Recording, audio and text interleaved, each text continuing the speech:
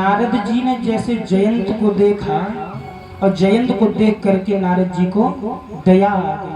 संतों का काम ही है दया करना। तो संतों के पास जाओगे तो भगवंत मिलेगा। नारद जी से कहा कि महात्मन आप ही हमारी चिंता को दूर कर सकते हैं। नारद जी ने कहा देवी कर तो सकते हैं, बताओ क्या चिंता है आप। भक्ति मैया ने कहा नारद जी हमारी एक ही चिंता है कि जो हमारे बगल में आप पुत्र देख रहे हो, ये वृद्ध पुरुष लेटे हो, ये हमारे पुत्र हैं। अब इससे बड़ी चिंता क्या हो सकती है।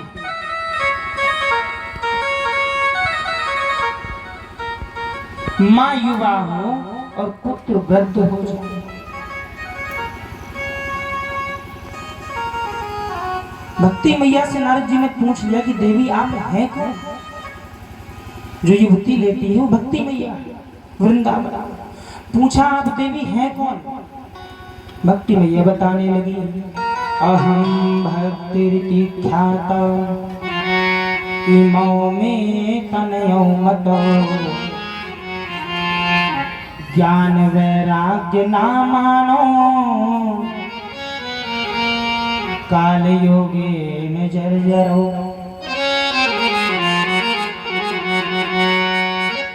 अहम भक्ति रीति ख्याता, मैं विश्वविख्यात भक्ति हूँ। इमौ ये दोनों मेरे पुत्र हैं। इमौ में तनयो मत। महाराज एक का नाम ज्ञान है और दूसरे का नाम वैराग्य। ज्ञान वैराग्य नामानो और काल योगे न जर्जरो। ये समय के प्रभाव से समय बदलता गया और ये जर्जर वृद्ध हो।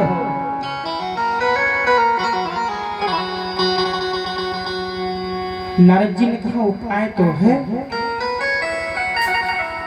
अभी पूछते हैं। नारद जी ने सनकादियों से पूछा कि कोई उपाय हो तो बताओ।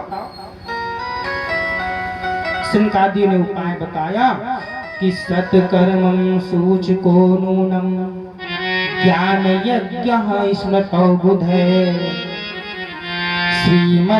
श्रीमद्भागवतालापा सतु गीता सुकादिः।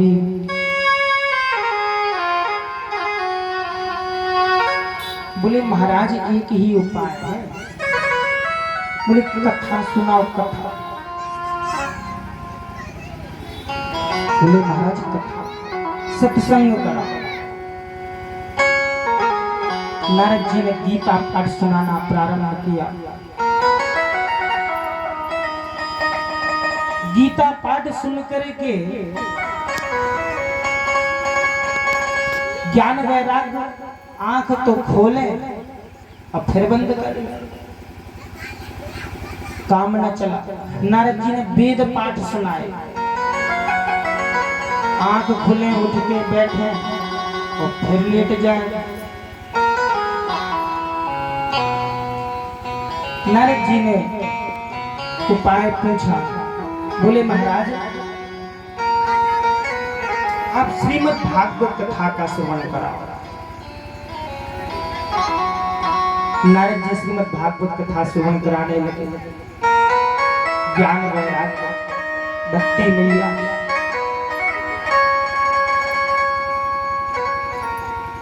बोले ये बताओ ये कथा जो है सबके जीवन में पुण्य देने वाली।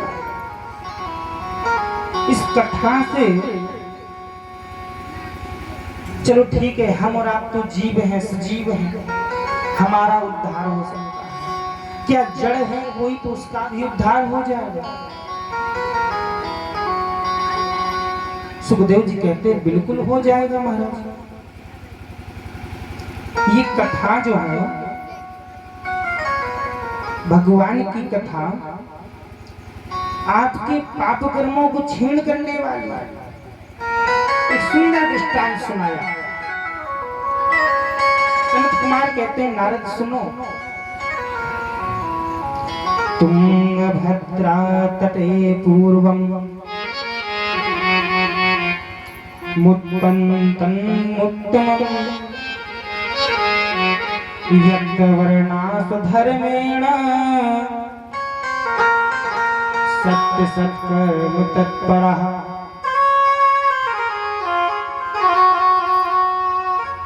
तुंगभद्रा नाम की एक नदी है।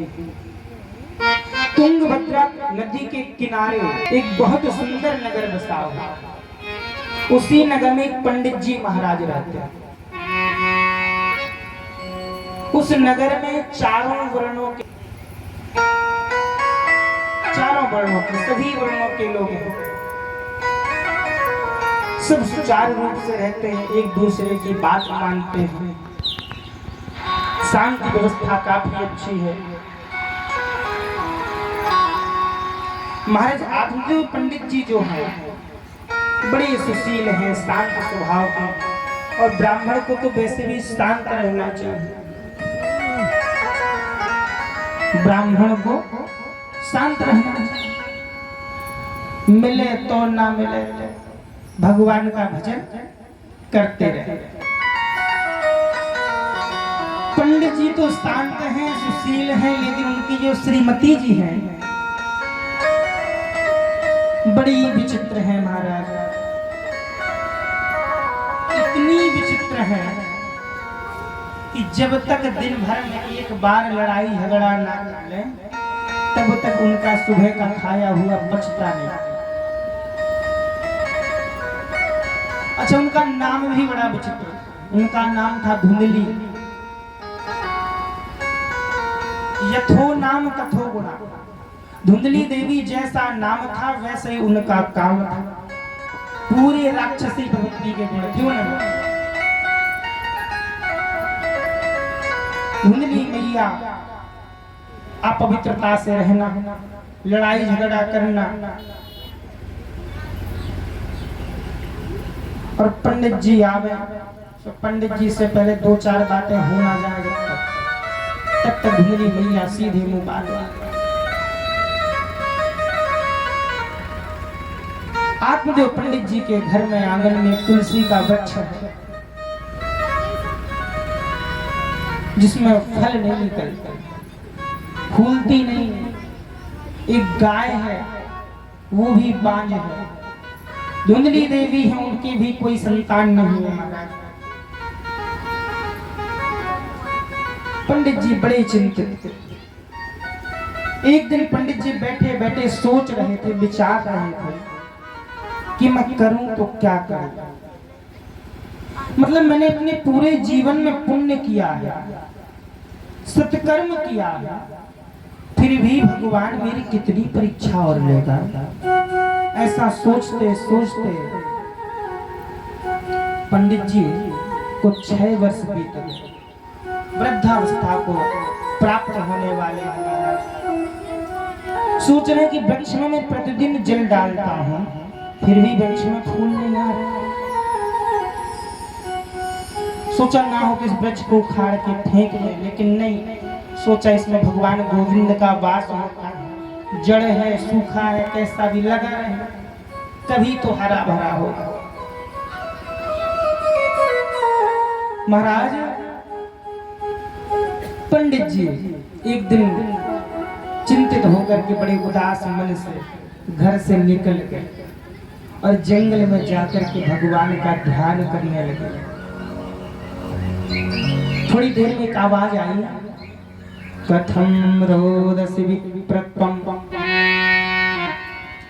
काते चिंता बलीयसि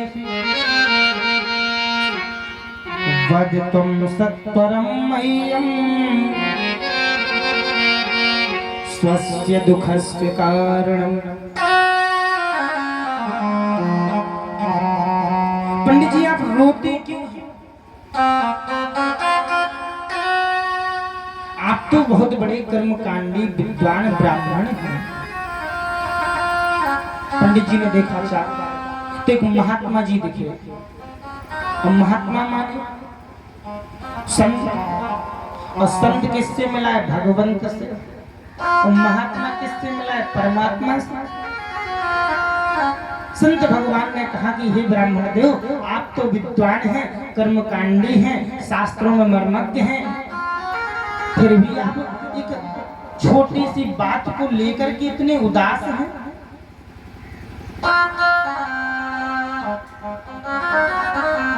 ब्राह्मण देवता बोले, आत्मदेव पंडित जी,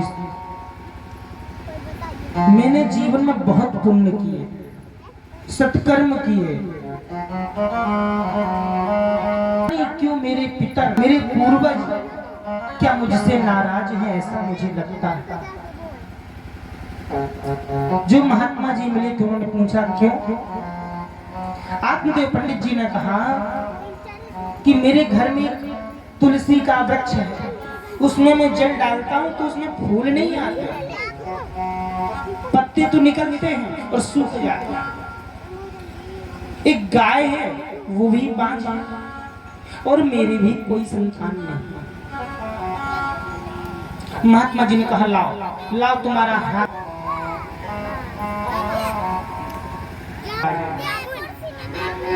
आत्मदेव पंडित जी जब तक अपना हाथ दिखाते तब तक महात्मा जी ने माथा पढ़ा। माथा,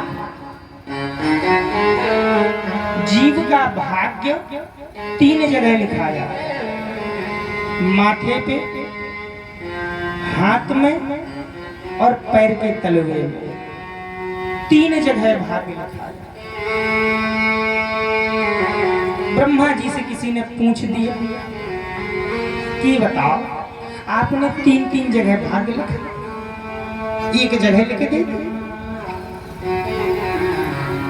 ब्रह्मा जी ने कहा ये बताओ, मान लो हम गए, पहली बार की घटना बता।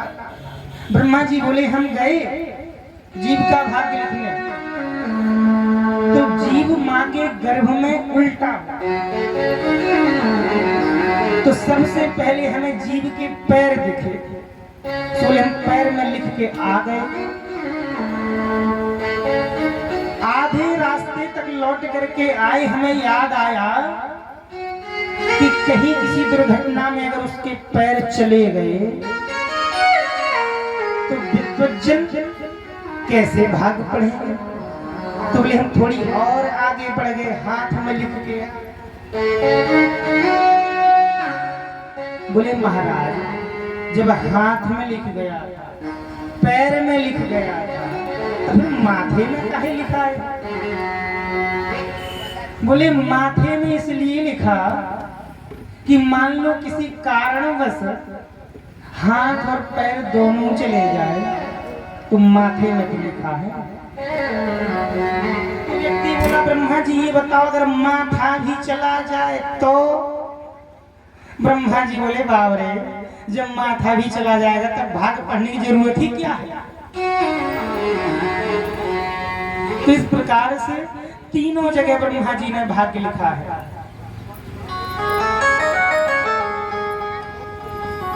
आइए बोलिए गोविंद भगवान की जय। लिखने वाले ने लिख दी कहानी तेरे हाथ में, माथ में और लात में। लिखने वाले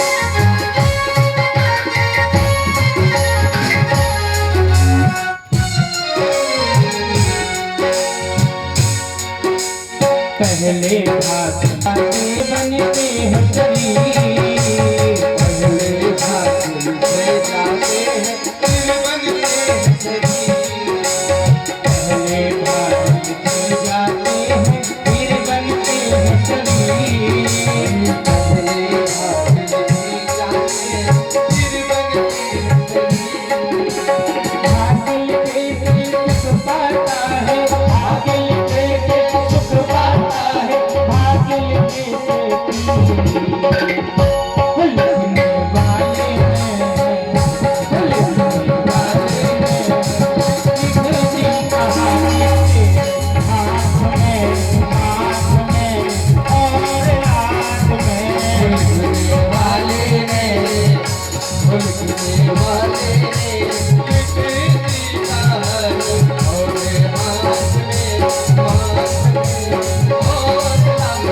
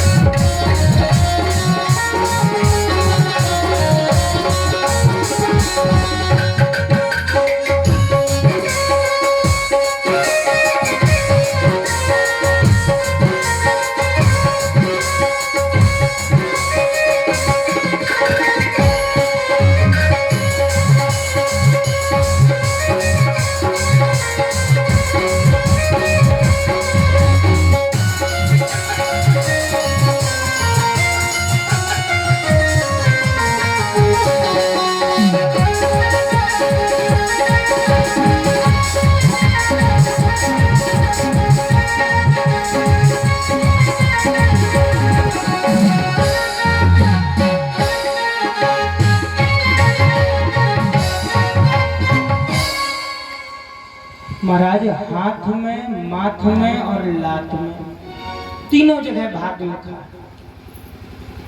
तीनों का प्रमाण गप्पने सत्य। महाराज आत्मदेव पंडित जी का भाल दिखा, माथे का देखा। राम जी के दरबार में जब भगवान भोले बाबा पहुंचे जोगी बन करके, तो मेरे आराध्य राम जी का भाग्य देखा। काय में देखा? लात में। बोले कौशल्या मैया से, बोले मैया, बोले लाला तेरा चुप ऐसे नहीं है। क्यों? बोले इसके पैर मेरे सिर पे रख, चुप हो जाए। बाबा ने सिर पे रखा, फिर उनकी लात में जो रेखाएं थी उनको देखा, प्रणाम किया और भाग्य बताया। हाथ में माता पार्वती का भाग्य नारद जी ने हाथ देख करके बताया। तीनों पर, तो तीनों जगह भाग्य लिखा है ब्रह्मा जी ने। आत्मदेव पंडित जी का भाग्य देखा। बोले महाराज आप इस जन्म की बात कर रहे हो, आपके तो 7 जन्मों तक कोई संतान। अब तो महाराज और चिंतित। आत्मदेव पंडित जी ने कहा कि अब तो मैं आत्महत्या करूंगा, अब मैं जीवित नहीं रहूंगा। समुदाय एकत्रित की। महाराज अब संत का काम है कि भगवंत से मिलाना, अपनी आंखों सामने हिंसा ना होने दे। महात्मन ने आत्मदेव पंडित जी को रोका। बोले एक काम करिए, अगर आपको पुत्र चाहिए है तो चलो आप एक काम करो, अपनी झोली में से फल निकाला और दे दिया। बोले ले जाओ अपनी पत्नी को खिला देना। बोले इससे संतान हो जाएगा। कुछ नियम बताए। बोले इस फल को खाने के बाद कुछ नियम है। क्या नियम है? बोले सत्य बोलना, पवित्रता से रहना, कपट नहीं करना है। आत्मदेव पंडित जी को तो पता था कि हमारी पत्नी सत्य नहीं, कपट करते, लड़ाई झगड़ा करते, हमारी बात नहीं मानी। लेकिन पंडित जी को चाहिए थी संतान। पंडित जी ने कहा हाँ हाँ बाबा जी हो जाएगा, लिया दो। पंडित जी ने फल लिया, अपने झोले में डाला, बड़ी प्रसन्नता से चले आए और प्रसन्नता से आकर के अपनी पत्नी धुंधली देवी को कहा, देवी। दरवाजा खोलते ही देवी ने पहले तो 2-4 बातें सुना। दिन भर से कहाँ गायब थे, ये बता। कहाँ कथा कहने गए थे, दिखाओ काला है झोली में। अब कहीं पंडित जी जब गए तो झोली में आटा, दाल, चावल है, पूरा सीधा लेके जा। उसमें तो केवल एक फल लड़ लिया। धुंधली देवी ने लड़ाई करके पंडित जी बोले, देवी सुनो तो, ये एक ही फल बहुत बड़ा। क्यों? बोले एक महात्मा जी से लेकर के आए और इसको अगर आप ग्रहण कर लोगे तो अपनी संतान हो जाएगा। महाराज इसको ग्रहण करने के बाद आपको सत्य बोलना है, झूठ नहीं बोलना है, लड़ाई नहीं करनी है, सोच पवित्रता से रहना है। धुंधली देवी ने कहा ठीक है हम खा लेंगे, लाओ रख दो। अब धुंधली देवी चिंतित सोचती हैं कि ये सारे नियम मैं कैसे कर पाऊंगा। धुंधली देवी ने अपनी सहेली के पास बैठकर के इस पर विचार विमर्श किया और विचार विमर्श करने हुए उसकी सहेली एक उपाय बताया। बोले तुम एक काम करो, ऐसे कहीं फल खाने से अगर होने लगे, गाय को बाबने के चक्कर में। सुनो बहन, हम क्या? बोले आपके घर में गाय है? गाय। बोले 6 साल से बांझ है, उसको खिला। भाई फल तो फल है, वो अपना काम तो करेगा, गाय को खिला।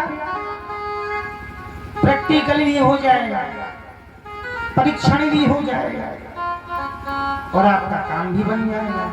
धुंधली देवी ने कहा ये तो ठीक है, गाय को खिला देंगे, लेकिन अगर कहीं गाय को पुत्र हो गया और हमें नहीं हुआ तो पंडित जी कहेंगे तुमने फल नहीं खाया। बोले बात तो सही। बोले एक काम करो, बोले हमारे 3-4 लड़के हैं, बोले एक और हमारा होने वाला है, बोले तुम हमें पैसे दे दो और हम तुम्हें पुत्र दे दें।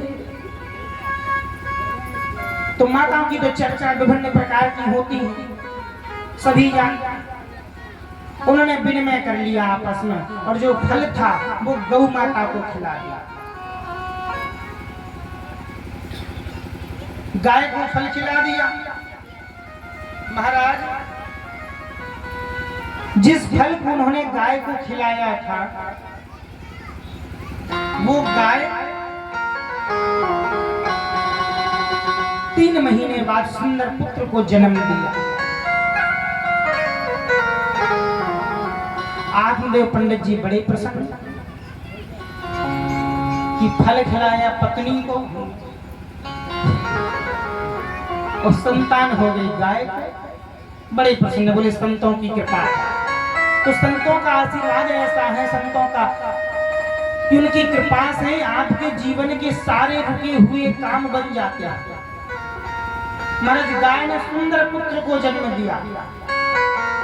उस गाय के जो कान हैं वो केवल गाय के जैसे हैं, पूरा सर्वांग सुंदर शरीर मनुष्य कैसा है। नाम रखा गया गोकर्ण जी। महाराज बोलिए गोकर्ण भगवान की जय हो।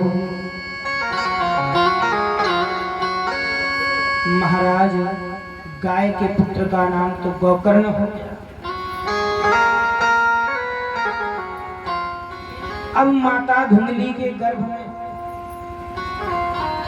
उनकी तो मिली भगत सहेली के जैसे बच्चा हुआ। उस संतान को लेकर के उन्होंने पहुंचाया। पहले घरों में एक गुप्त द्वार होता था, गुप्त दरवाजा पीछे वाला, पहले के लोग बनवाते। तो पीछे वाले दरवाजे से आदान प्रदान हो गया और माता धुंधली ने बुलावा लगा दी, बोले संतान हो, संतान हो।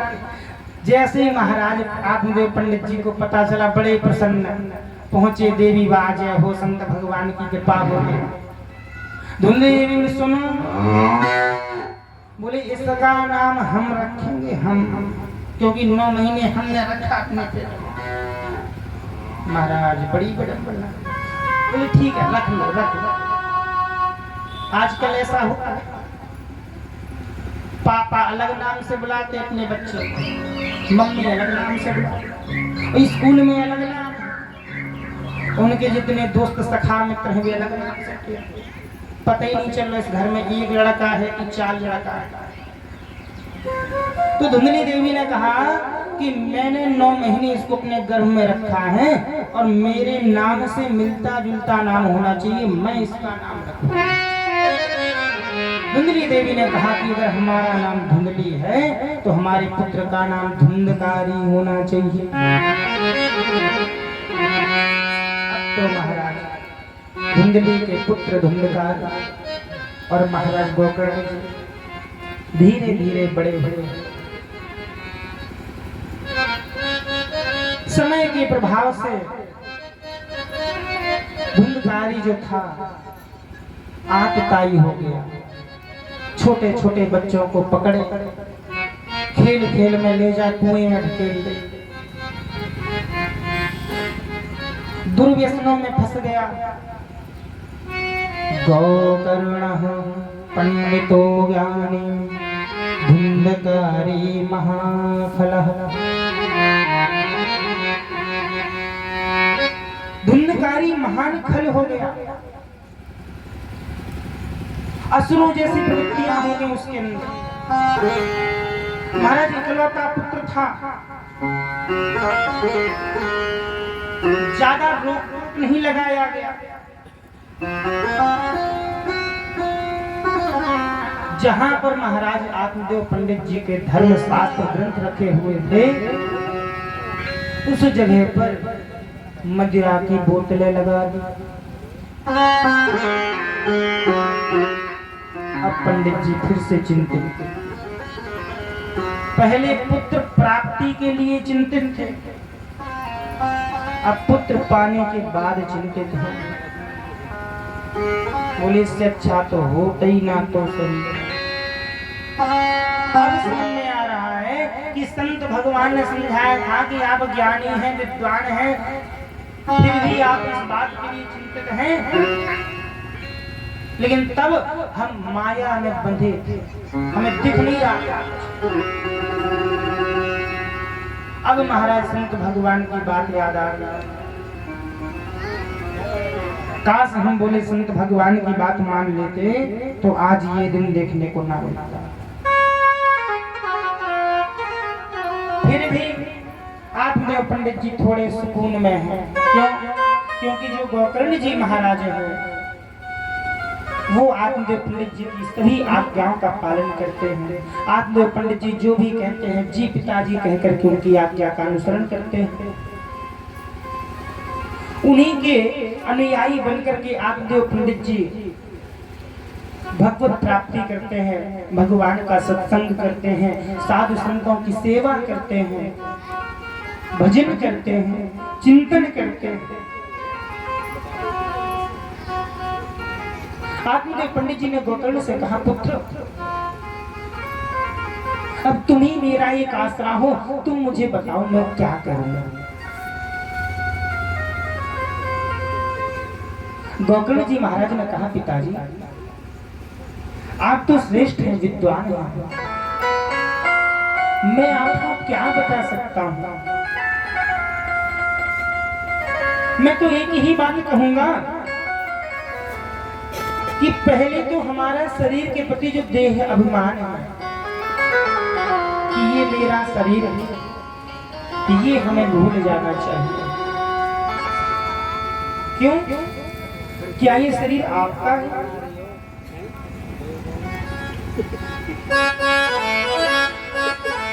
शरीर भी परमात्मा का दिया हुआ।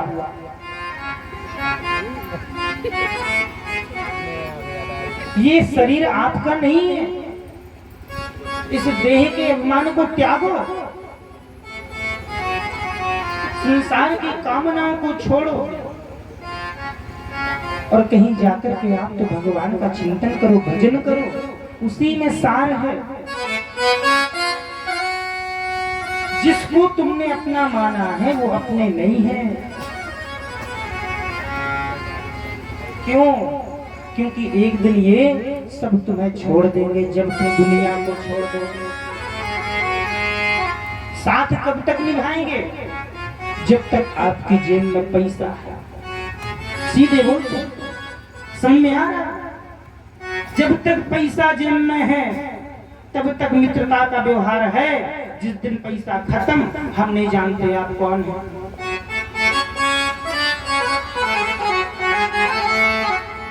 परिवार वाले, रिश्तेदार, इष्ट मित्र,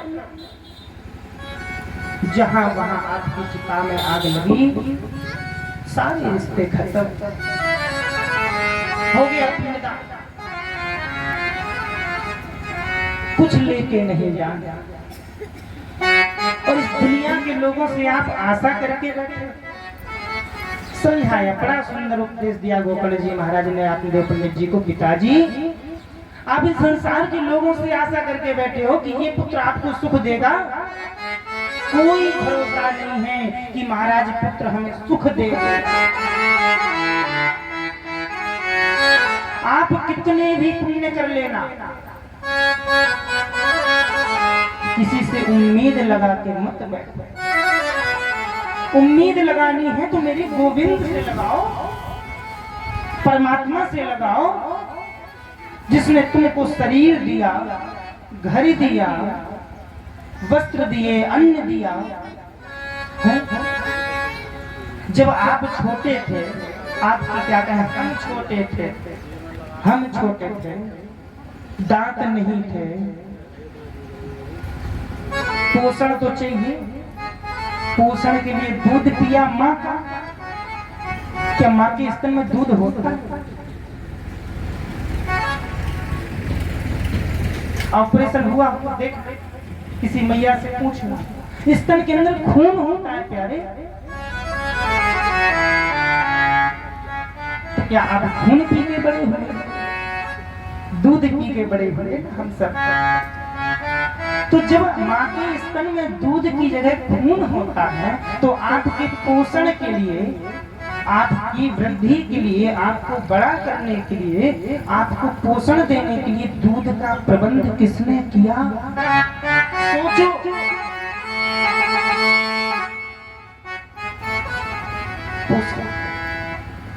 क्षीर सागर में निवास करने वाले, जिनका अथाह सागर है, क्षीर सागर, क्षीर दूध, दूध के सागर में रहते हैं। वहीं से तो सारा प्रबंध होता है। पूरी सृष्टि में जो भी पोषण करते हैं, छोटे छोटे शिशु हैं, सभी की मां के स्तनों में वहीं से दूध आता है। जब दांत नहीं थे तो आपको दूध का प्रबंध किया। आपके पास दांत आए तो अन्न का प्रबंध किया। आप तो कुछ लेके नहीं आए थे, ना ही कुछ लेके जाओगे। इसलिए हे पिताजी, आप व्यर्थ चिंता ना करें।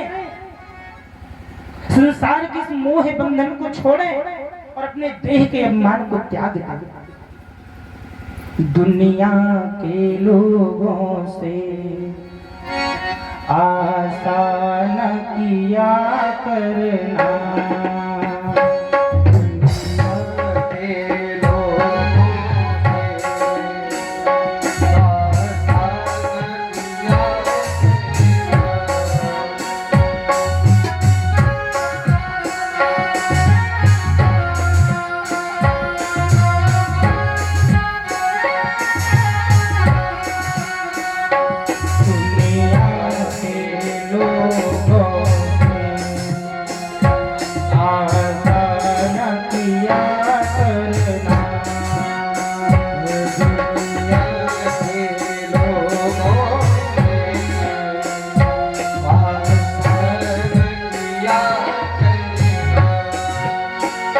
जब कोई ना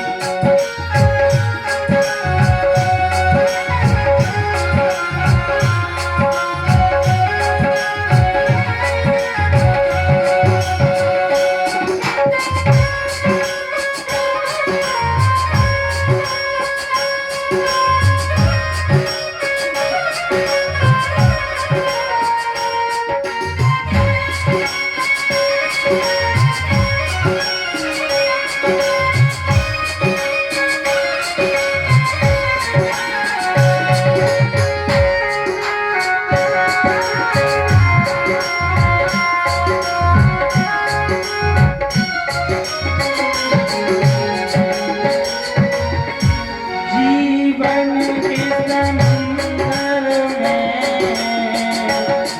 तूफान भी आते हैं।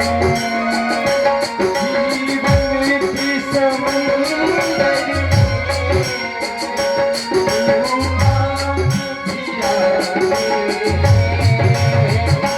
जीवन के समुंदर में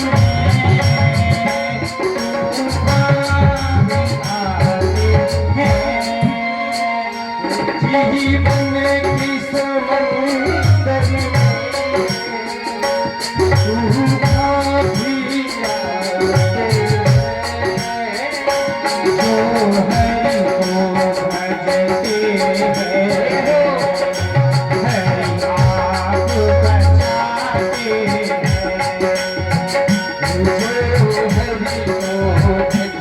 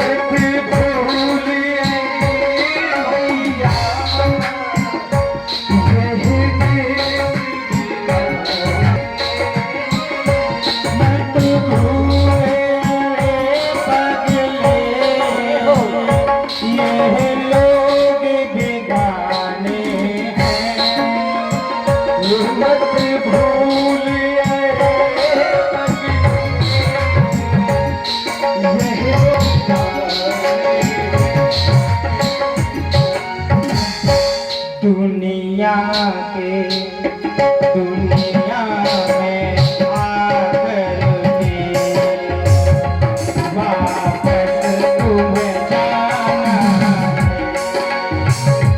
दुनिया में आकर के वापस तुम्हें जाना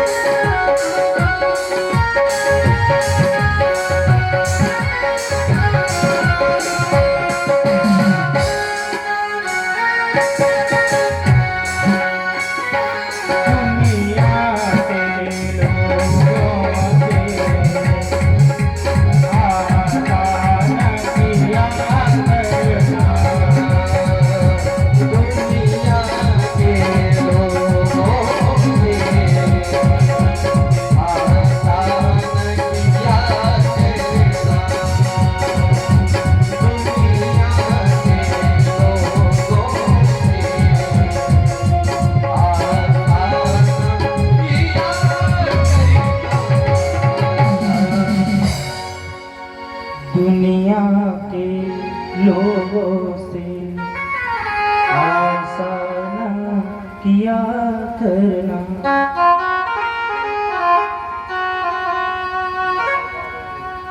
दुनिया वाले कोई साथ नहीं देने वाले, साथ हैं परिषद जी हल्के नन्ना, साथ हैं तो अपने कौन है महादेव, जो कौन है देवों के देव महादेव। बोलिए नर्मदेश्वर महादेव की जय हो। भरोसा करना है, आशा करना है, उम्मीद करना है तो परमात्मा से करो। द्रौपदी जो पांचाली है ना, चीर हरण के समय बड़े बड़े राजा बैठे, भीष्म पितामह जैसे बैठे, उधर को मुंह घुमा दिए, पांचों पांडव सामने खड़े हैं, साक्षात धर्मराज युधिष्ठिर सामने खड़े, कोई कुछ नहीं बोल रहा। द्रौपदी ने पुकारा तो किसको? पाहि पाहि महायोगिन कृष्ण योगिन जगत्पते। भरोसा करना है तो मेरे गोविंद का करो, जिसके बनाए हुए हम तुम सारा चर अचर पूरा सृष्टि, भरोसा उसका करो जो आपका साथ दे सके, भरोसा उसका कदापि मत करो जो आपका साथ ना दे। आत्मदेव पंडित जी के मन में बात बैठ गई। आत्मदेव पंडित जी तपस्या के लिए चले गए महाराज। अब तो जिस घर में बच्चों के पापा कहीं बाहर चले जाए फिर तो और धन करना है। फिर देखो, फिर मम्मी वहीं से पापा को आने दो फिर बताएंगे, ऐसे तो कहते हैं। तो भैया आत्मदेव पंडित जी तो चले गए। अब धुंधकारी ने अपना और विस्तार किया। जितने भी दुर्व्यसन थे संसार के सारे दुर्व्यसनों को उसने करना प्रारंभ कर दिया।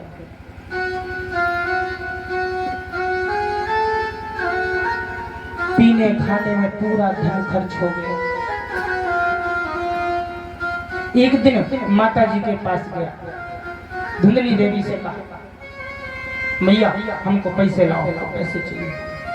धुंधली देवी ने कहा, बेटा जितना था मैंने तुम्हें सब दे दिया, अब मेरे पास कुछ भी नहीं बचा। अच्छा, माँ के लिए पुत्र ना कितना भी अपराधी क्यों ना हो, कैसा भी हो, पुत्र है कि नहीं?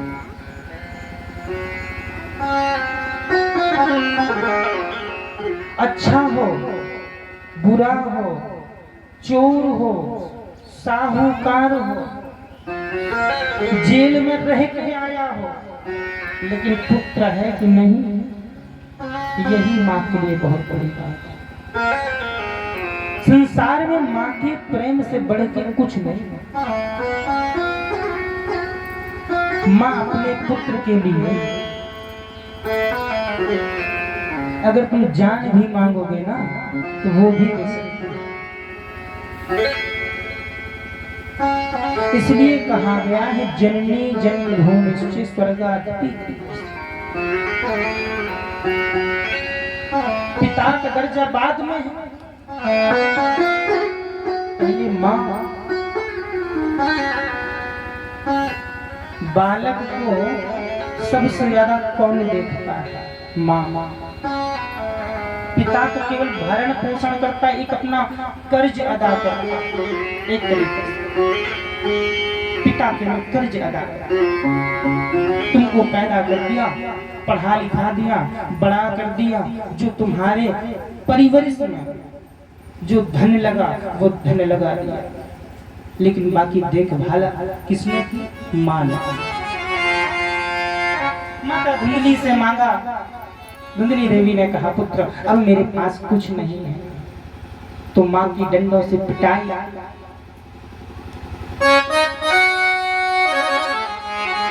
रात्रि का समय था।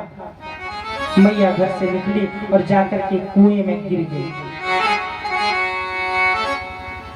अब तो महाराज धुंधकारी और आदताई। यहाँ गौतम जी महाराज ने जब इतना आतंक देखा तो उनसे रहा ना गया। गौतम जी महाराज भी तपस्या के लिए तीर्थ यात्रा पर निकल दिए। अब तो ये छत्र राज्य पूरे घर में धुंधकारी का 5-5 वेश्याओं को लेकर के आया, घर में रख लिया।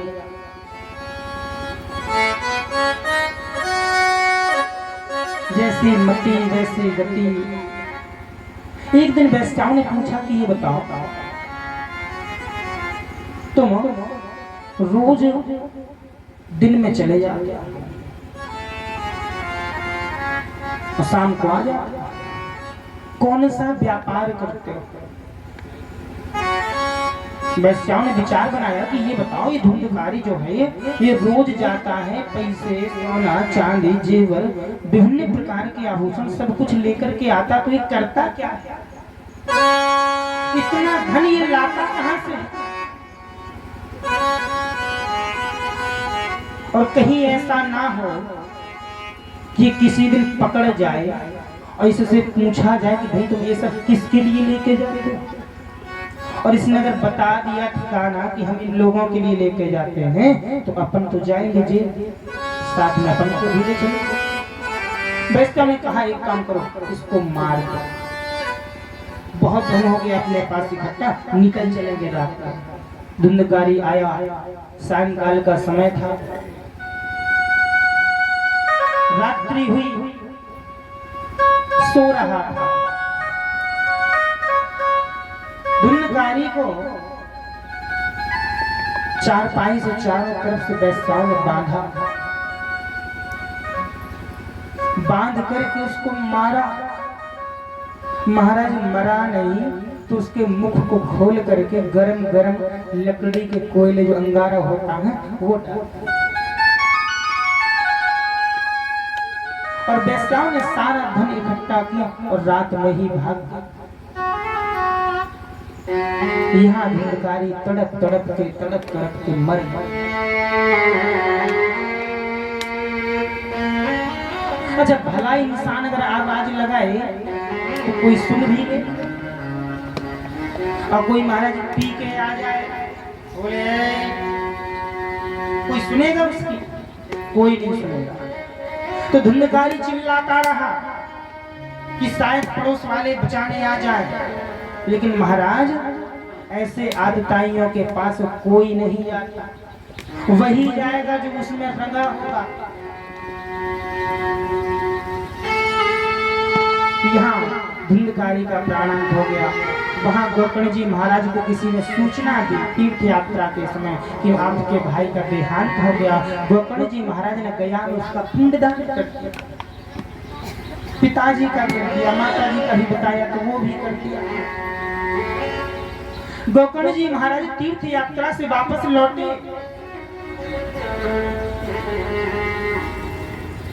और जब चारों तीर्थ करके हम आते हैं तो गया भोज करते हैं महाराज।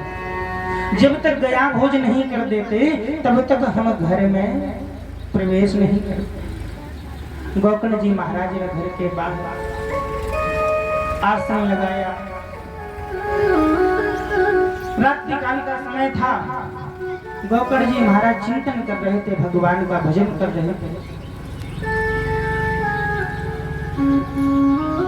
थोड़ी देर बाद विभिन्न प्रकार की आवाजें आई, हवा की, तूफान की।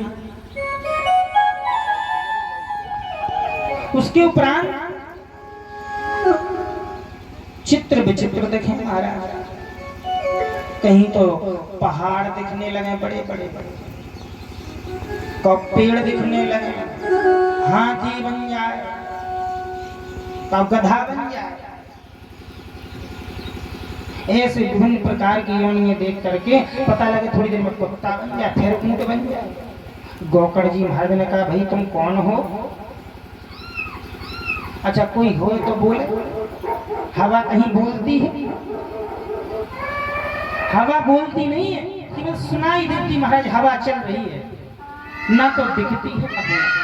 तूफान दिख जाता कि तूफान चल रहा है। तो गोकर्ण जी महाराज ने पूछा कौन हो, तो आवाज जब नहीं आई, अब गोकर्ण जी महाराज परेशान कि ना तो हम सो पा रहे, ये विचित्र है। गोकर्ण जी महाराज ने अपनी तपस्या से जल को अभिमंत्रित करके जैसे फेंका, तो आवाज आई सामने से, अहम भ्राता त्वदीयोऽस्मि।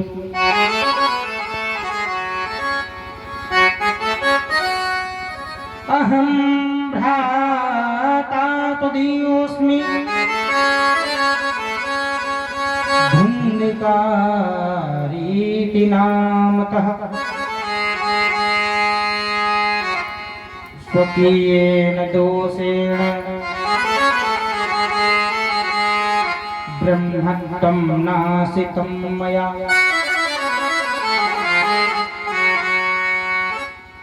अहम भ्राता त्वदीयोऽस्मि, धुन्धकारी मैं तुम्हारा भाई हूँ,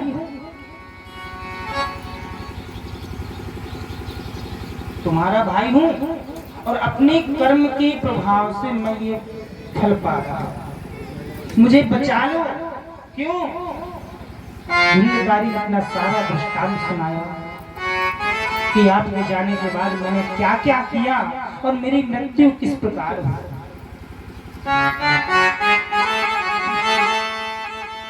गोकर्ण जी महाराज ने कहा कि ये बताओ,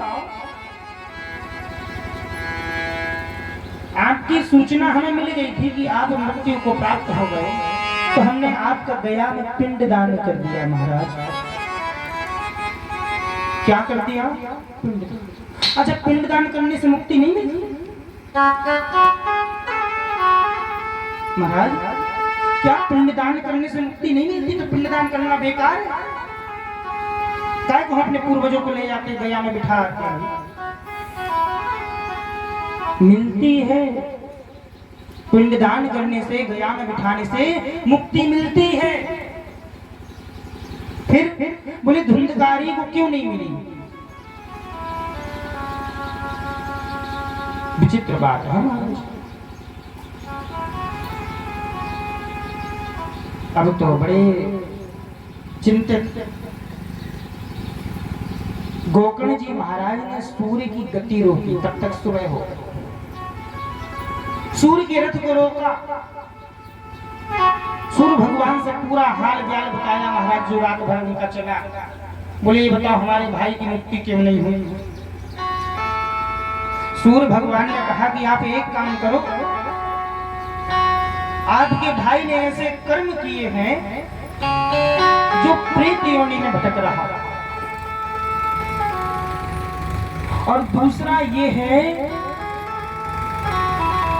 कि गया में पिंडदान करने से मुक्ति तो मिलती है, गया पिंडदान झूठा नहीं है, बात सिर्फ एक है। क्या? बोले आपको अपने भाई का गोत्र महाराज। क्यों? क्योंकि आप तो अपने पिता के घर में ही उत्पन्न हुए, तो आपने अपने पिता का गोत्र लिया, लेकिन जो आपका भाई धुंधकारी था ना, वो आपके कुल गोत्र का नहीं था। ध्यान देना, परीक्षा। धुंधकारी जो था वो गोकर्ण जी महाराज को रामदेव पंडित जी के कुल का नहीं था। धुंधली की जो सहेली थी, सखी थी, उस परिवार से आया। अब किस कुल का था, किस गोत्र का था, किस खानदान का था, कुछ पता नहीं। तो बोले अब महाराज विचित्र घटना, एक बात और सुनो।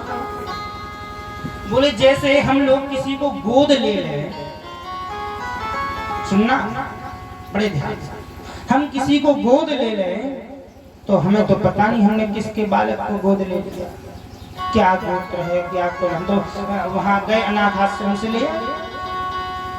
अब तो बोले जिसका गोत्र ना हो उस व्यक्ति को पिंडदान करने के बाद भी मुक्ति नहीं मिलती। तो कैसे मिलेगी? बोले श्रीमद् भागवती वार्ता। बोले भागवत कथा जो है, अगर गोत्र भी पता नहीं उस व्यक्ति का और उसको ये कथा सुना दी जाए तो उसका भी तरण तारण हो जाता है। दूसरी बात, बोले प्रेत है, और प्रेत को कथा सुनाने के लिए महाराज क्या करना पड़ेगा? बोले एक बांस कुछ ऐसी व्यवस्था करो जहां वो बैठ सके, क्योंकि हवा चली तो उड़ जाए। हवा तो हवा, तो बढ़िया सुंदर हरे बांसों का मंडप बनाया गया चारों तरफ से, जैसे ये बना हुआ है ऐसे पहले बांस का बनता था, लेकिन अब कृपा है सब महादेव है चकाचक। तो बोले महाराज हरे बांस का मंडप बनाया गया। धुंधकारी जी आकर के बांस में बैठ गए। गोकर्ण जी महाराज ने कथा कहना प्रारंभ किया। श्रीमद् भागवती वार्ता प्रेत बाधा निवारणी।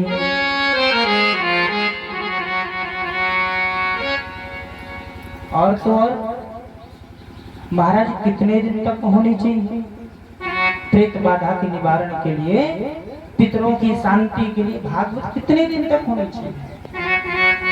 सप्ताहं वाचनं कुरु। 7 दिन तक धुंधकारी जी को कथा सुनाई, गोकर्ण जी ने सुनाई, धुंधकारी ने सुनी। कथा सुनते सुनते वहां इतने बड़े बड़े संत आकर के बैठ गए, इतने बड़े बड़े संत आकर के बैठ गए कि पूछो।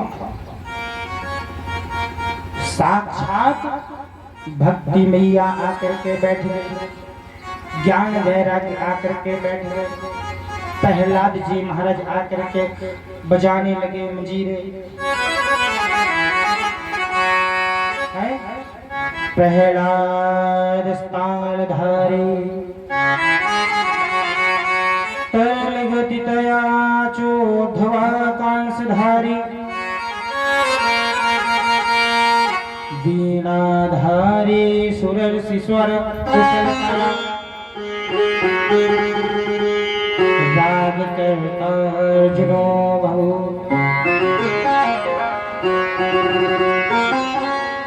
इंद्रो वादीन मृदंग जय जय शुकरः कार्तनेति कुमारा यत्रागे भावभक्ता रस रसन चया व्यासपुत्रो बभूव। महाराज प्रहलाद जी ताली बजाने लगे, उद्धव जी कंसा बजाने लगे, देवराज इंद्र आकर के मृदंग बजा रहे, सनत कुमार जय जयकार की ध्वनि करने लगे। जितने भी संत जन हैं सब नृत्य कीर्तन कर रहे हैं। धन्यम वृंदावनम ते भक्ति नृत्यति यत्र च। वो वृंदावन धन्य है जहाँ आज भी भक्ति नृत्य कर रही है। धन्यम वृंदावनम तेन पुनस्त्वं तरुणीनव। कथा पूर्ण होते ही ज्ञान वैराग्य की चेतना जाग गई, ज्ञान वैराग्य भी नाचने लगे, भक्ति मैया भी नाच रही हैं। तो आइए हम सभी भी थोड़ा सा नाच लें। खड़े होके नहीं नाचना, जिनका मन हो तो खड़े हो सकते, नहीं बैठे बैठे अपने मन रूपी मोर को नचाना है। मन से सभी वृंदावन में जहाँ भगवान धुंधकारी को कथा सुना रहे हैं गोकर्ण जी महाराज, वहाँ सभी नाच रहे हैं, तो हम और आप भी नाचें।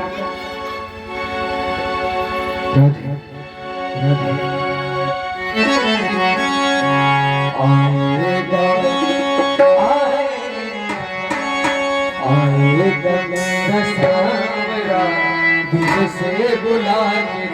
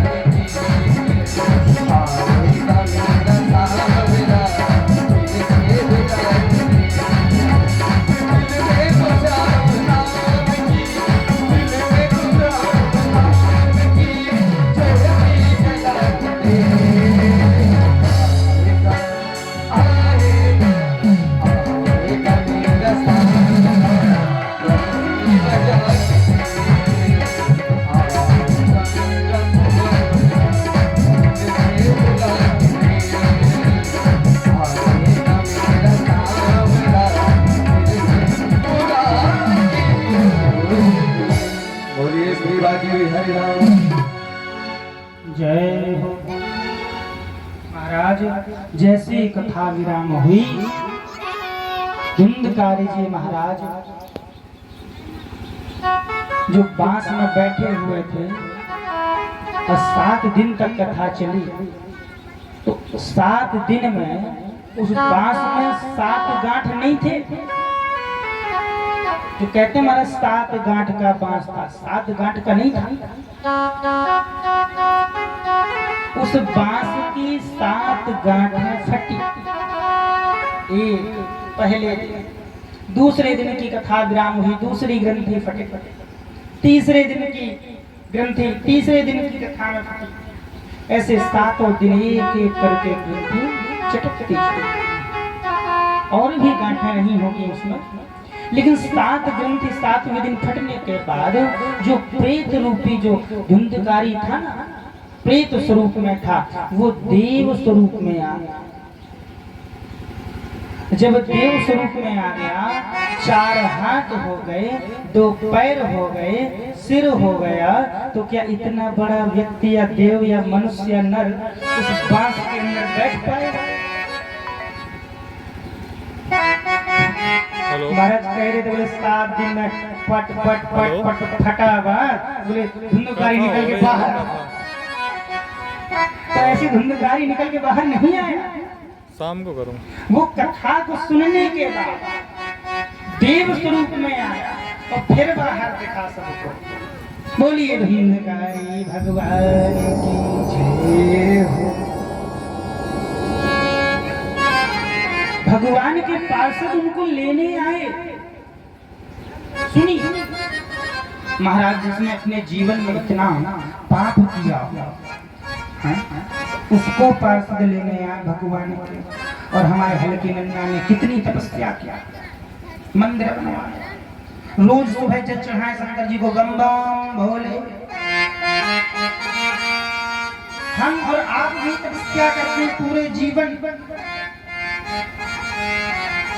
काय के लिए कि हमारी सदगति बन जाए, मुक्ति मिल जाए। मुक्ति का उपाय ही तो बोलिए। अरे जन्म जन्म मुनि जतन कराहे, अंतराम कहे आवत ना। जन्म जन्म मुनि जतन कराहे, अंतराम कहे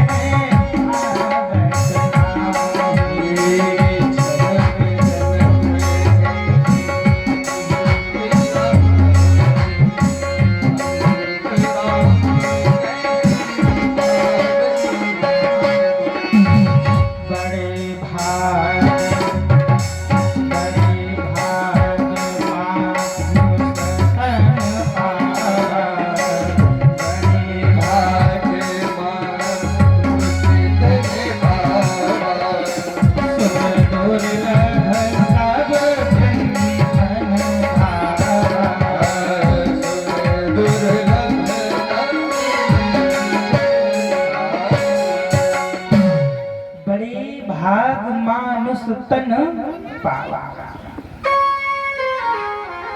मनुष्य का शरीर हल्के नन्ना, सुनो क्षमा चाहूंगा, हमारी टोकने की आदत। आप स्कूल के बच्चा बन जाओ, हमें मास्टर बना लो, और जब हम नीचे आ जाए तो तुम मास्टर बन जाओ, हम तुम्हारे बच्चा। अब ऐसे ही बने बनाए हैं, जब हम नीचे आ जाए तो ये हमें सुनाते, फिर हम पकड़ते, हमें नहीं सुनाते। बोलो राधे राधे। क्या बता रहे थे, बताओ। भूल गए, हम भूल गए, बताओ। हम बता रहे थे कि बड़े भाग मानुष तन पावा। ये मनुष्य का शरीर 84 योनियों के पश्चात मिला, ना जाने फिर कब मिले, ना जाने फिर कब मिले। महाराज देवताओं को जरा आपने विचार किया, राजा परीक्षित ने, सुखदेव जी ने तो विचार कर लिया था, ब्रह्मराज विचार एवं आप भी विचार करिए, आप भी विचार करिए कि भागवत कथा का अधिकारी देवताओं को क्यों नहीं बनाया। क्योंकि देवता तो देवता है, और भगवान की कथा कहाँ मिलती महाराज? बाजार में, पंसारी की दुकान पर, हाँ, संतों के पास। और पृथ्वी लोक में भगवान की कथा है। अब पृथ्वी लोक में वही रहता है कौन? जो मनुष्य बन के आया, मानव बन के आया, और जो देव दानव बन के आए उनको तो कथा मिलनी नहीं। तो 84 का चक्कर काटने के बाद आए हो तो भगवान की कथा को सुनो ध्यान से। धुंधकारी जो था देव स्वरूप में आया, भगवान के पार्षद आए, धुंधकारी को विमान में बिठाया और ले जाने लगे महाराज। धुंधकारी का क्या हुआ परीक्षित जी, क्या हुआ धुंधकारी का?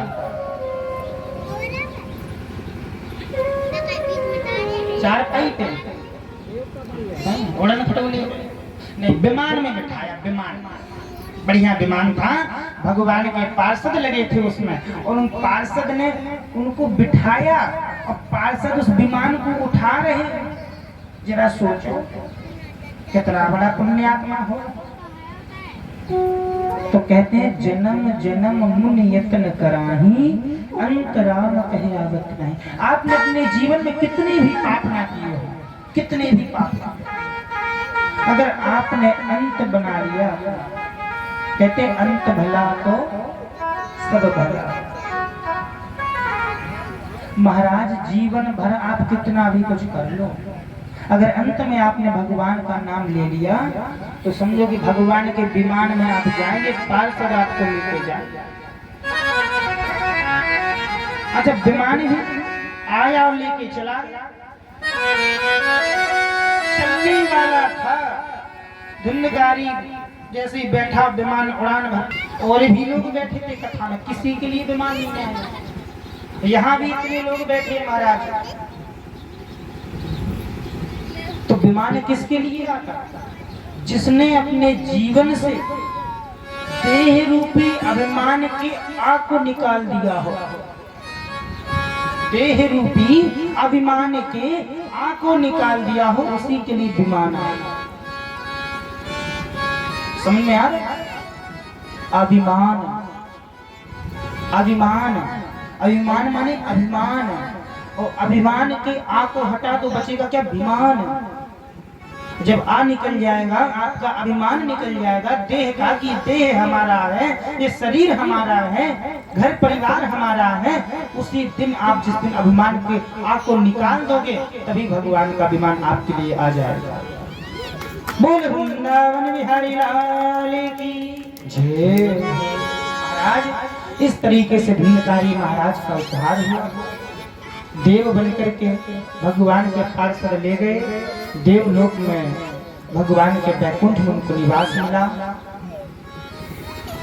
आगे सूत जी महाराज से सोनकाज ऋषियों ने पूछा कि भागवत कथा है क्या, आया कहां से,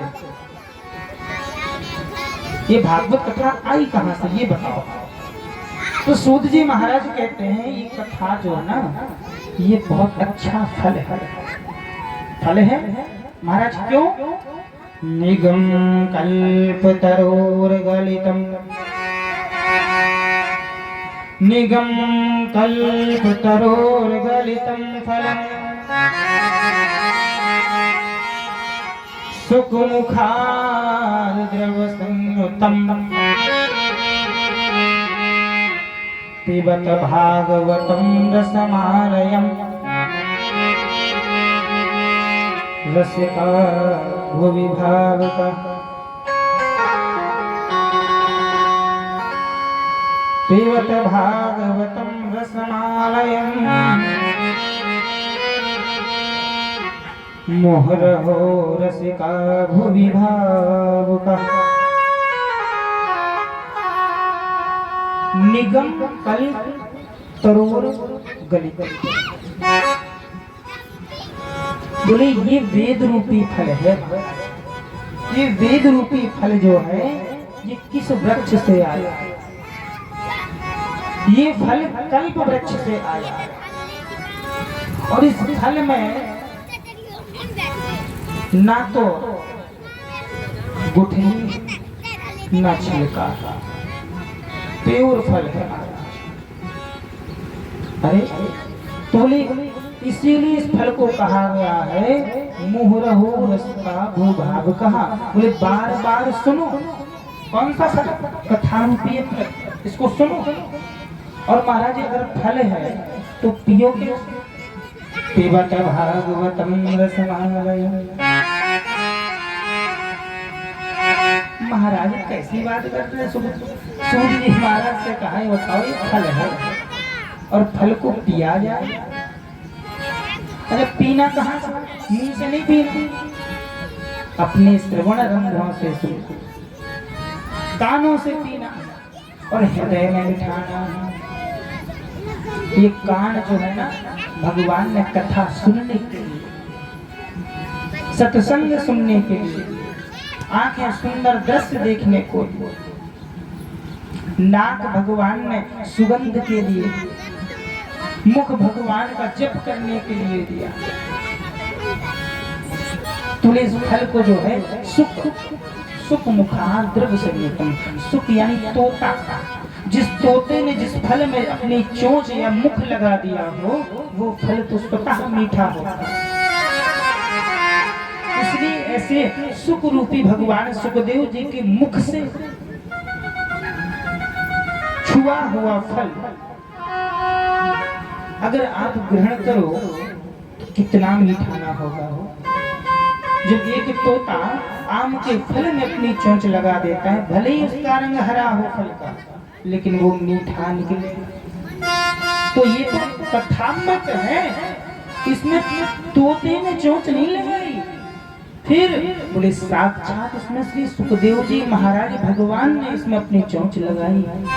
इस कथा को सुखदेव जी ने सुनाया। बोले महाराज इस कथा को सुनो। कितना सुनो? बोले बार बार सुनो। मुहुरहो रसिका भुवि भाव का। जब बार बार कब तक सुनो? बार बार कब तक सुनो? कथा तो वही है, हर बार कथा होती, पंडित जी भी आते हैं वही कथा सुनाते हैं, फिर क्यों बार बार सुनो? बार बार क्यों सुनो? क्योंकि भगवान की कथा बड़ी पुण्यदायक है। इस फल को जैसे आम है, आम को छिकल निकाल के जब खाया जाए तो प्रारंभ में थोड़ा कम मजा आता है, और जब गुठली को बार बार खाओ फिर बाहर निकालो फिर खाओ, जितनी वो खाते जाएंगे उतनी आनंद आएगा। ऐसी भगवान की कथा जो है उसको जितने ही सुनोगे उतने ही आनंद आएगा। बार बार मुँह रहो रसिका और बड़ी अच्छी बात। कुछ लोग कहते हैं महाराज हमारी तो कथा सुनी डरी। अब बताओ उनकी डरिया भागवत सुनी डरी, जय हो प्रभु। अरे बाबा तुलसी ने बड़ी सुंदर अवधारी थी रामचरितमानस में। राम कथा जे सुनत अघाही, राम कथा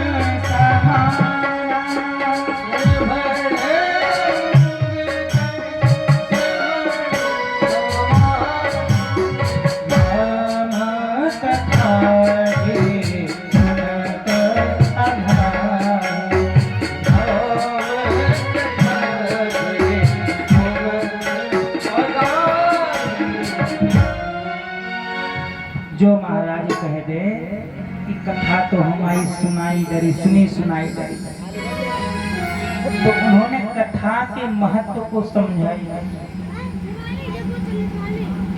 उसने उस फल का स्वाद ही नहीं लिया, उस फल में क्या स्वाद है तो क्या जाने। उस फल को जिसने खाया ना हो, कोई नया फल आपके बीच आ जाए, विदेशी फल आ जाए मार्केट, हमें भी नहीं पता, आ जाए और बेचने वाला कहे महाराज ये फल है ले लो, बहुत दूर से लाए थाईलैंड से ले आए, तो आपको तो यही लगे हटा नहीं लेना। क्यों? आपने देखा ही। तो जिसने उस चीज को जाना ही नहीं है, उस फल का स्वाद कभी लिया ही नहीं है, वो तो यही कहेगा बोले ठीक है रहने दे, ले जाओ। राम कथा जे सुनत अघाही, श्रवण रंध्र अहि, अहि माने सर्प। श्रवण रंध्र अहि भवन समाना। राम कथा जे सुनत अगाही, रस से तुम जाना नहीं। उन्होंने राम कथा, भगवान की कथा को, संतों के संग को कभी सुना ही नहीं, उस रस को जाना ही नहीं। और जिन्होंने अपने पूरे जीवन में कभी भगवान की कथा ना सुनी हो, जिन हरि कथा सुनी नहीं काना, कभी सुनी ना हो, उनके कान जो है सर्प के दिल के समान। श्रवण रंध्र अहि भवन समाना। महाराज, तो इस कथा को बार बार जब भी आपके ग्राम में, आपके पास में कहीं भी हो, अवश्य जाइए सुनिए। सभी ग्रामवासियों से निवेदन है, ये कथा किसी व्यक्ति विशेष की नहीं है। महल धुंधकारी को मुक्ति क्यों मिल गई? क्योंकि धुंधकारी ने ये सोचा कि कथा मेरे लिए। अच्छा, यहाँ कितने लोग बैठे सोच रहे हैं कथा हमारे लिए हो रही है? वहां जो कथा बैठ के सुन रहे थे, उन्होंने ये नहीं सोचा कि ये धुंधकारी के लिए कथा हो रही है। सबने ये सोचा कि कथा हमारे लिए हो रही है। ऐसा भाव होना चाहिए। ये भगवान का दरबार है, किसी के लड़के की शादी नहीं है। महाराज, आपको निमंत्रण भेजा गया सुदूर जहां तक इस ध्वनि विस्तारक यंत्र के माध्यम से अंश स्टाम्प डीजे सर्विस आवाज पहुंच रही हो। समस्त ग्रामवासी, क्षेत्रवासी सभी से निवेदन है, श्री नर्मदेश्वर महादेव मंदिर के प्रांगण में आए और कथा में, अमृतमय कथा का लाभ लें, श्रवण करें। ऐसी अमृतमय कथा रूपी गंगा रोज नहीं बहा करती है कि प्रतिदिन आपके गांव में कथा हो रही है। भाई मानते हैं महीने में एक बार हो जाती होगी, लेकिन प्रतिदिन नहीं हो रही है। इसलिए आइए और अमृतमय कथा का लाभ लें। समय भी हमें इंगित कर रहा है। बताओ इच्छा।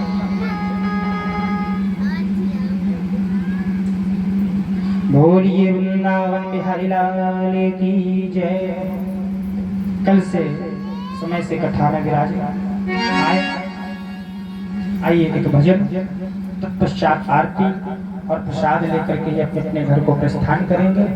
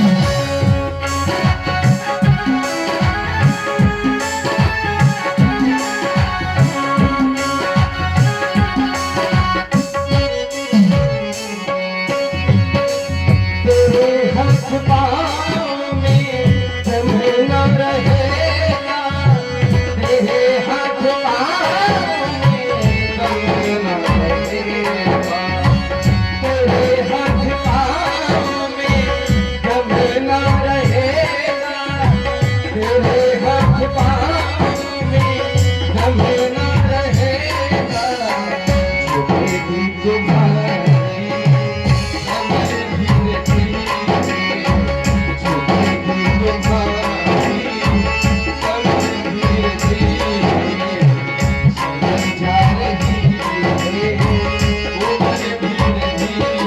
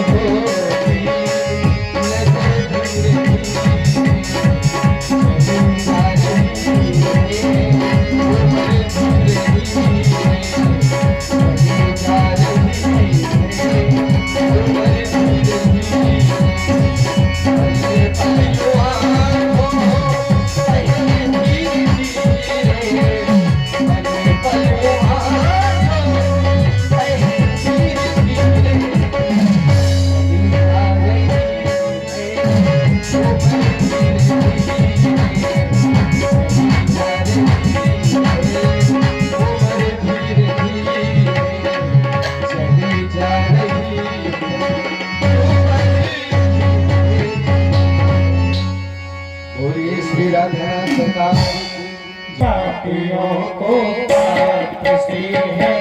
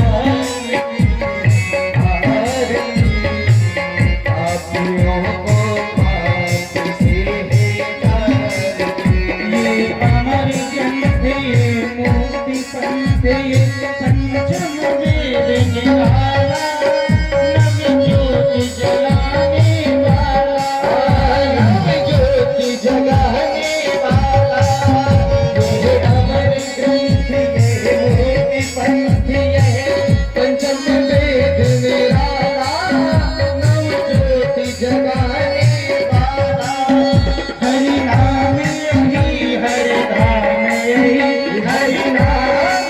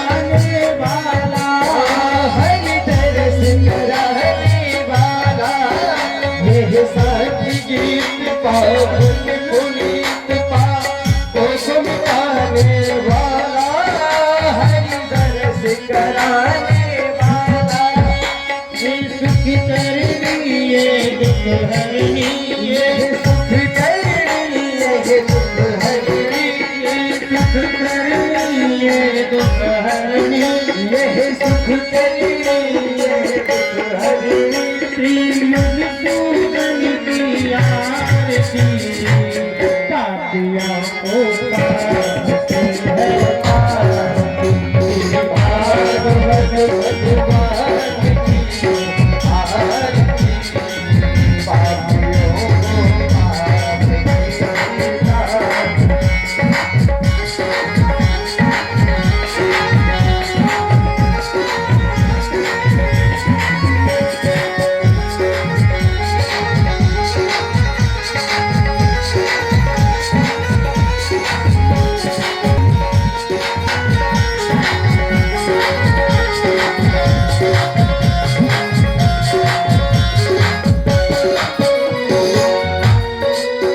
ये मधुर बोल जग खोल सन मार्ग दिखाने वाला, बिगड़ी को बनाने वाला, बिगड़ी को बनाने वाला, यह मधुर बोल जग बंद खोल सके मार्ग दिखाने वाला, बिगड़ी को बनाने वाला, श्री राम यही घनश्याम यही